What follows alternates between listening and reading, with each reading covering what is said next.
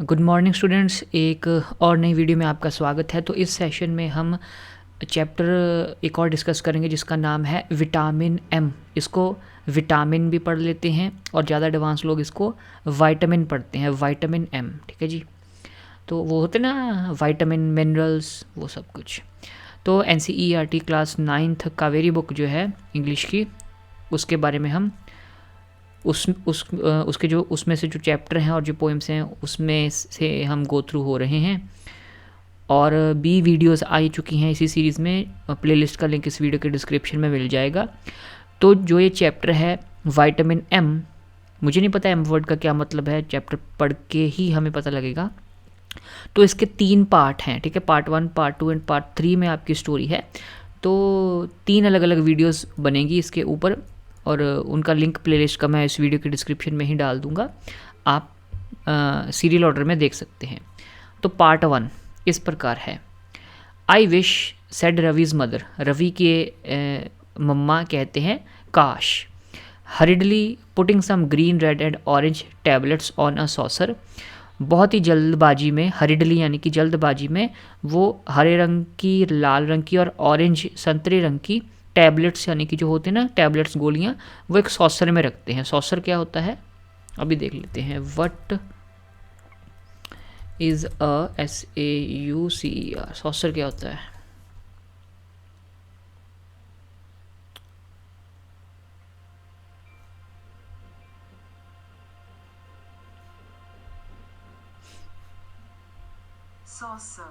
Saucer क्या होता है? A small round plate that you put under a cup, cup के नीचे रखने वाली एक छोटी सी गोल प्लेट। दिखने में क्या होता है? अच्छा, प्याली। ये चाय है, चाय की प्याली। अच्छा, प्याली को कहते हैं सॉसर। ओके। तो एक छोटी सी प्याली में उन्होंने ये 3 अलग अलग रंग की गोलियां, टैबलेट्स रखी और वो बोली that somebody would invent a memory, कि शायद इनको खा के किसी की कोई नई याददाश्त, कोई इनको खा के किसी को कोई याद आ जाए। ठीक है, कोई नई याददाश्त उनकी बन जाए। Vitamin M. अच्छा, एम का मतलब यहाँ पे मेमोरी है, याददाश्त, यादें, कि उन गोलियों को खा के क्या पता किसी की याददाश्त वापस आ जाए। They could call it and, अच्छा, उनको वो जो green, red and orange tablets रखी थी सॉसर में, उनको तीनों को विटामिन एम नाम दिया उन्होंने। Okay. And we could give it to old people, और हम बूढ़े लोगों को इन टैबलेट्स को दे सकते हैं। इन तीनों को मिला के विटामिन एम यानी कि विटामिन मेमोरी को हम दे सकते हैं ओल्ड लोगों को, जिनको हेल्प मिलेगी किसमें? Help them improve their memories, उनकी जो यादें हैं, जो याददाश्त की शक्ति है उनको और बढ़िया उनकी शक्ति इम्प्रूव होगी, ताकत मिलेगी उनको। ग्रैंड पा विल हियर यू, वो चुप, सेड रवि, रवि अपनी मम्मी को चुप कराता है, चुप हो जाओ, जो ग्रैंड पा हैं दादाजी आपको सुन लेंगे। Pointing to the frail old figure sitting in the rocking chair, और रॉकिंग चेयर का मतलब क्या हो गया? हिलने वाली जो आराम कुर्सी होती है। रवि इशारा करता है मम्मी को कि वो रहे दादाजी रॉकिंग कुर्सी में, रॉकिंग चेयर में बैठे हैं, उनको सुनाई दे जाएगा। ठीक है। फ्रेल ओल्ड फिगर का मतलब हो गया कि वो बूढ़े हुए हैं। ठीक है। फ्रेल का मतलब क्या होता है? आई थिंक कमज़ोर होता है फ्रेल का मतलब। मीनिंग ऑफ फ्रेल का क्या मतलब होता है? वीक। हाँ, कमज़ोर। फ्रेल का मतलब होता है कमज़ोर। फ्रेल का मतलब होता है कमज़ोर।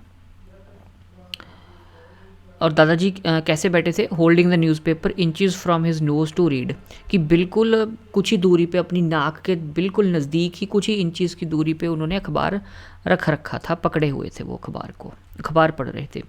Don't worry, I doubt weather grandpa can hear me, mummy कहती है कि चिंता मत कर बेटा, मुझे शक है कि ग्रैंडपा हमें नहीं सुन पाएंगे। I doubt weather grandpa can hear me, मुझे शक है कि ग्रैंडपा में सुन भी पाएंगे कि नहीं। He doesn't hear too well, उनको अच्छे से सुनाई नहीं देता, और सी टू वेल, दिखाई भी अच्छे से नहीं देता, और even remember too well these days, और इन दिनों तो उनको अच्छे से याद भी चीज़ें नहीं रहती, ना अच्छे से सुनता है, ना दिखाई देता है, और यादाश्त भी उनकी कमज़ोर है। I am glad that your holidays have started from today, मुझे बहुत अच्छा लगा, मैं खुश हूँ कि आज से तुम्हारी छुट्टियाँ शुरू हो गई हैं। ये रॉकिंग चेयर है, हिलने वाली आराम कुर्सी, दादाजी अपना अखबार लिए हुए हैं। Now you can look after him, और अब आप उनकी देखभाल कर सकते हो। बेटे को कहती है कि तुम अपने दादा की देखभाल कर सकते हो। लास्ट मंथ वास, आखिरी जो महीना था ना वो, इतना ही वो कह के रुक जाते हैं। आखिरी जो महीना था ना वो, इतना कह के वो रुक जाते हैं। And shuddered at the memory, shuddered क्या मतलब क्या होता है, meaning of shuddered,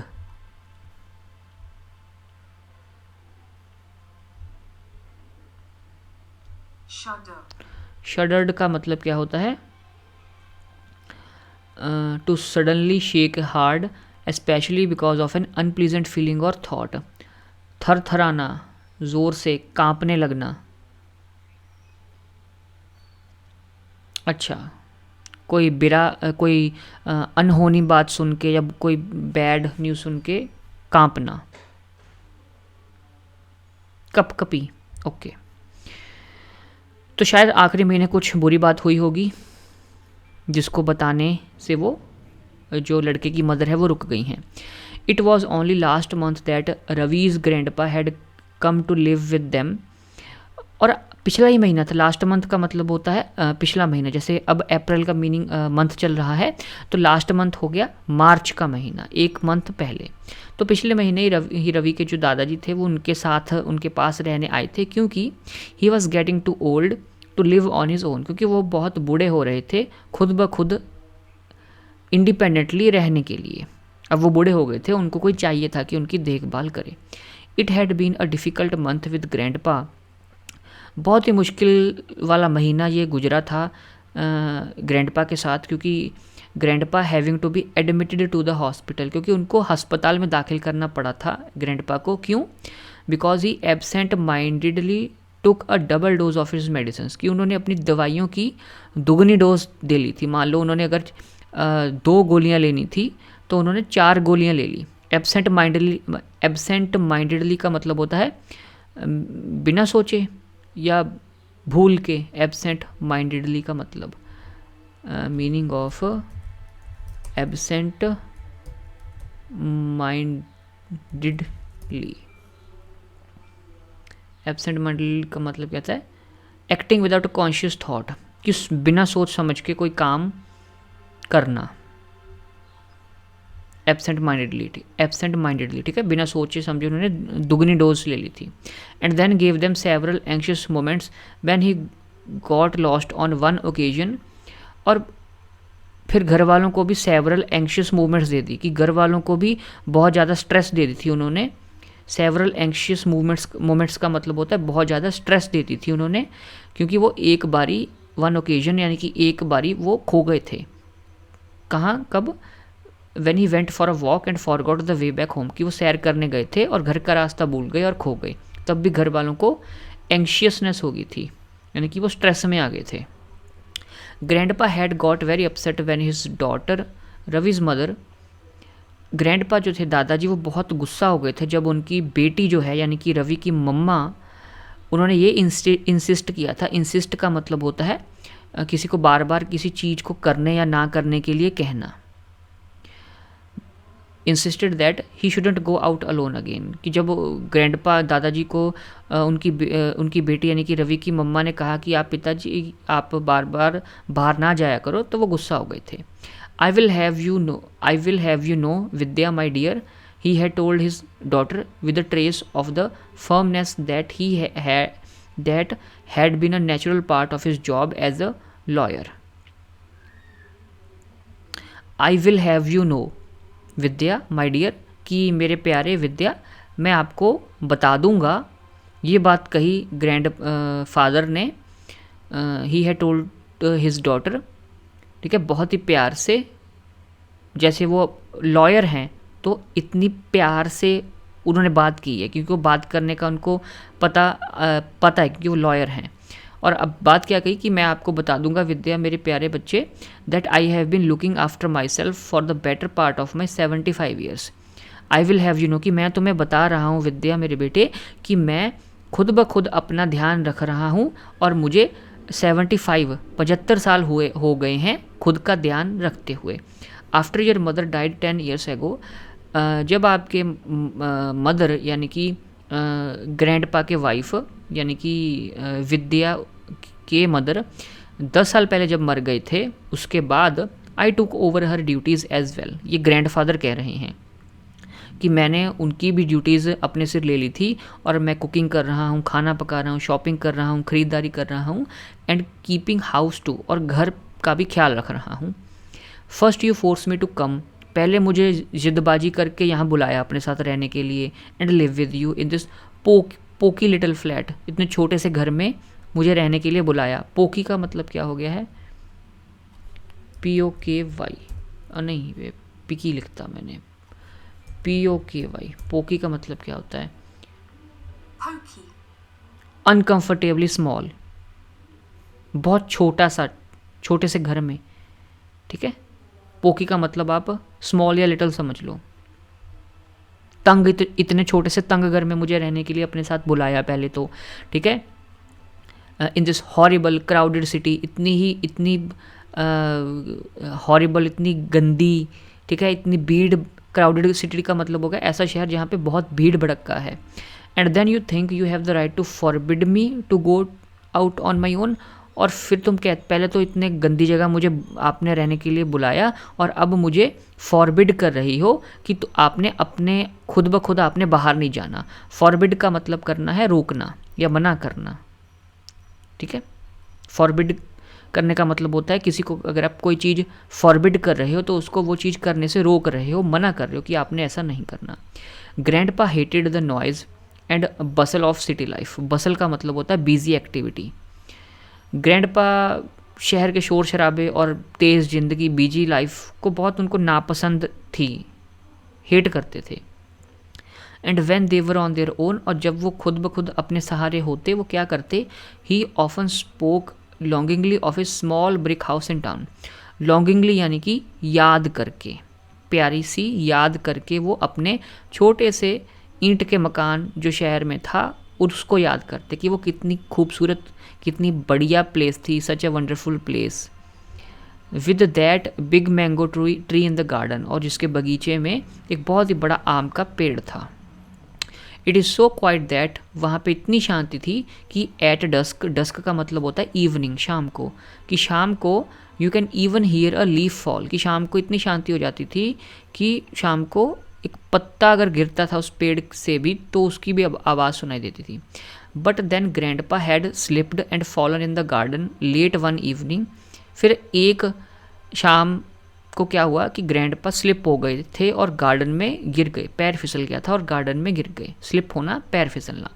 while he was pottering around and lain outside all night. While he was pottering around, pottering का मतलब क्या होता है? POTTERING। अच्छा, मस्ती से समय बिताना, मनपसंद छोटे छोटे काम करते हुए। ओके, टहल रहे थे, कह लो छोटे मोटे काम कर रहे थे। तो बगीचे में जब छोटे मोटे काम कर रहे थे उनका पैर फिसल गया और सारी रात वो बाहरी गार्डन में पड़े रहे। Because there was no one at home to help him up, क्योंकि घर पे कोई नहीं था उनकी मदद करने के लिए। दैट वॉज अ मंथ एगो, और ये बात 1 महीने पहले की है। And it made Ravi's mother lock up the tiny brick house and bring grandpa to live with them. और ये एक्सीडेंट, ये किस्सा सुनने के बाद रवि की मदर ने ग्रैंडपा के वो वाले घर में जहाँ पे मैंगो ट्री था उसको ताला लगाया और ग्रैंडपा को लेके आ गए हमारे पास, हमारे साथ रहने के लिए।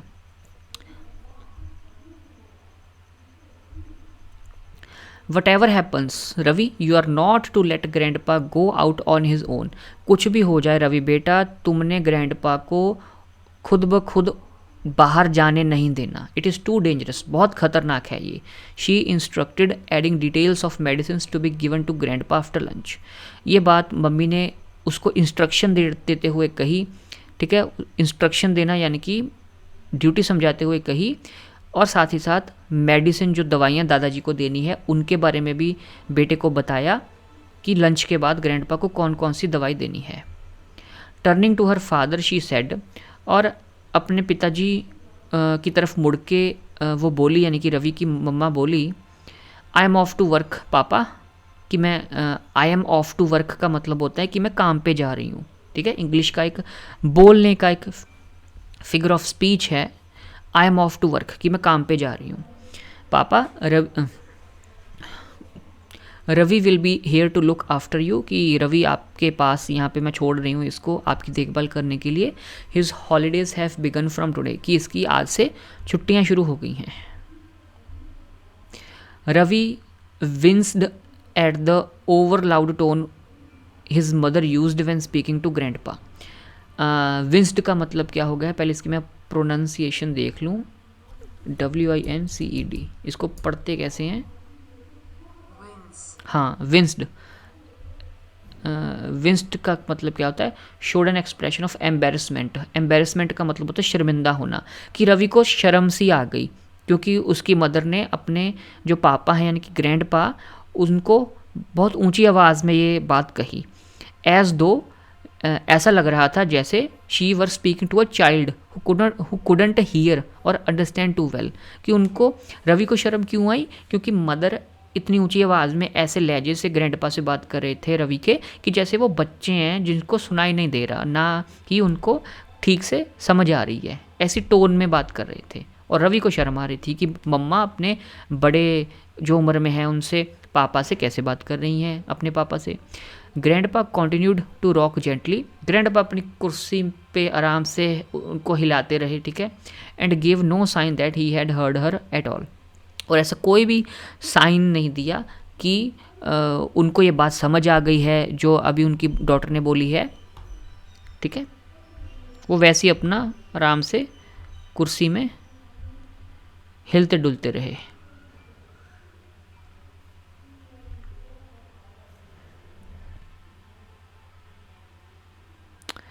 Don't worry mamma, Ravi promised, Ravi ने ये वादा किया कि मम्मा आप टेंशन ना लो, चिंता ना करो।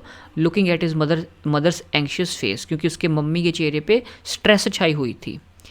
ही felt sorry for her, Ravi को बहुत बुरा लग रहा था अपनी मम्मा के लिए। यू गो टू वर्क, कि आप, वो कहता है कि आप अपने काम पे जाओ, grandpa will be fine at home with me, grandpa ठीक रहेंगे मेरे साथ घर पे, चिंता ना करो आप, टेंशन नहीं लेने का मम्मी। Shall we play chess or watch the cricket match on TV grandpa, Ravi पूछता है। Ravi asked after his mother left, जब उसके मम्मा चले जाते हैं तो रवि अपने दादाजी से पूछता है, दादाजी क्या हम चेस खेलें या क्रिकेट मैच देखें TV पे? Grandpa played a great game of chess, very cool and cunning. Cunning का मतलब होता है चालाकी से। ग्रैंडपा बड़ी चालाकी से, समझदारी से चेस की बहुत बढ़िया गेम खेलते हैं। And Ravi found that his own game had improved greatly, और रवि को महसूस होता है कि उसकी खुद की चेस खेलने की जो स्किल है गेम की, वो भी बहुत बेहतर हुई है, इम्प्रूव की है। कब से? Ever since grandpa had come to live with them, जब से ग्रैंडपा उनके साथ रहने आए हैं। That's the opening move Karpov made when he played against the computer, he would tell Ravi as he moved a piece.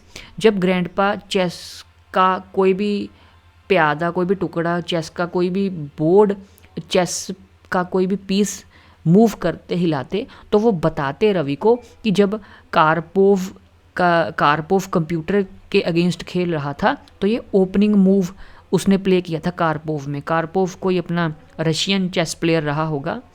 और you are making the same mistake that Bobby Fischer made in his historic match against Spassky. Bobby Fischer, Spassky, दो नाम हैं ये। और वो ये भी बताते कि जब जो लड़का है वो कोई गलत चेस का मूव चलता, तब वो कहते कि बेटा तुम वही मिस्टेक रिपीट कर रहे हो जो बॉबी फिशर ने मिस्टेक की थी, उसका जो ऐतिहासिक मैच हुआ था स्पासकी के साथ।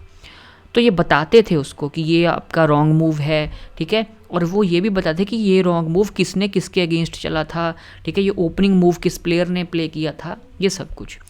तो बेटे को थोड़ी सी हैरानी होती है रवि को रवि वंडर्ड कि वो सोचता है हैरानी से, how can he remember all those thousands of chess games and still forget the names of people he meets often, कि ऐसा कैसे हो सकता है कि जो दादाजी हैं, जिन लोगों को अक्सर मिलते हैं उनके नाम भूल जाते हैं, और इतने पुराने पुराने और इतने इतने हज़ार इतने 100 चेस के मैच गेम्स उनको याद रहते हैं। You set out the chess board said grandpa putting his paper down. तो जब ये सभी अभी उसके दिमाग में चल रहा था, तो अब क्योंकि रवि ने पूछा था कि टीवी पे क्रिकेट का मैच देखना है, दादाजी के चेस खेलनी है, तो तो ग्रैंडपा कहते हैं अपना न्यूज़पेपर नीचे रखते हुए कि तुम चेस बोर्ड को सेट करो, यानी कि चेस बोर्ड लेके आओ, उसके ऊपर उसके पीसीस को टिकाओ। I will just walk across to the corner shop to see if the Tamil newspaper has arrived. और मैं अभी जो ये हमारी गली के एक कॉर्नर पे खूंजे पे जो दुकान है वहाँ पे देख के आता हूँ कि तमिल का अखबार आ गया। Papa usually buys you the Tamil paper on his way home, but if you want it immediately I will go now and buy it for you, Ravi offered. Ravi ने लेकिन ऑफ़र किया, वो बोला कि काम से लौटते वक्त पापा आपके लिए तमिल का पेपर लेके आते हैं, लेकिन अगर आपको इसी वक्त चाहिए, इमीडिएटली अभी के अभी चाहिए, तो मैं जाऊंगा और आपके लिए मैं ख़रीद के ले आता हूँ। I hope you are not going to be as tiresome as your mother Ravi, treating me like a baby. दादाजी कहते हैं कि मुझे आशा है कि तुम मुझे इतना तंग परेशान नहीं करोगे जितना आपकी मम्मा करती है रवि, जैसे वो मुझे एक बेबी की तरह ट्रीट करती है। Has she told you not to let me go out on my own, कि क्या उन्होंने तुम्हें इंस्ट्रक्शन दी है, बताया है कि दादाजी को अपने खुद ब खुद बाहर नहीं जाने देना। Told you to keep me a prisoner here has she, grandpa पूछते हैं सस्पिशन से, संदेह से, शक से। सस्पिशियस का मतलब होता है शक। ग्रैंडपा शक से उसको पूछते हैं कि उन्होंने ये कहा है कि मुझे कैदी रखना है यहाँ पे, ऐसा बोला है क्या उन्होंने? Ravi felt guilty for a moment का मतलब होता है घड़ी या क्षण, कुछ टाइम के लिए, कुछ पल के लिए रवि को गिल्टी महसूस होती है। गिल्टी का मतलब क्या होता है?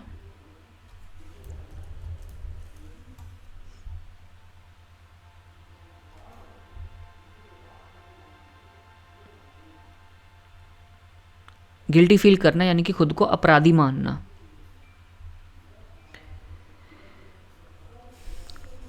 कुछ टाइम के लिए रवि को गिल्टी महसूस होती है, देन क्विकली रिकवर्ड टू से loyally of course not grandpa. और कुछ टाइम के लिए गिल्टी महसूस होती है उसको, फिर लड़का अपना दादाजी को लॉयल्टी शो करने के लिए झूठ मूठ बोल देता है कि नहीं दादाजी ऐसी तो कोई बात नहीं है, mamma would never treat you like a baby or a prisoner, मेरे मम्मा कभी आपको छोटा बच्चे की तरह ट्रीट नहीं करेंगे, ना ही आपको कैदी बनाएंगे। गुड सेड ग्रैंडपा क्राफ्टिली, और बहुत ही कह लो कि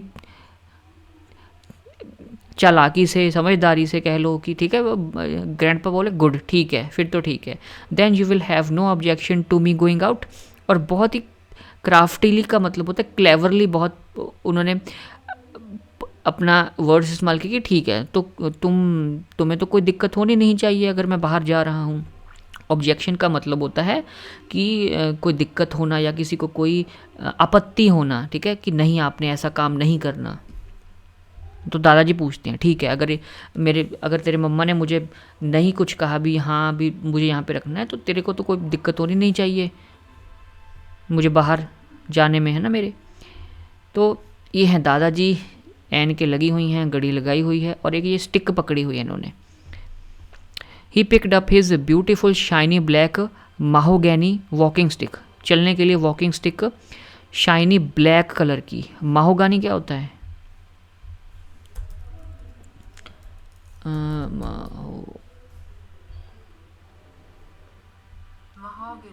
महोगनी, MAHOGANY, महोगनी।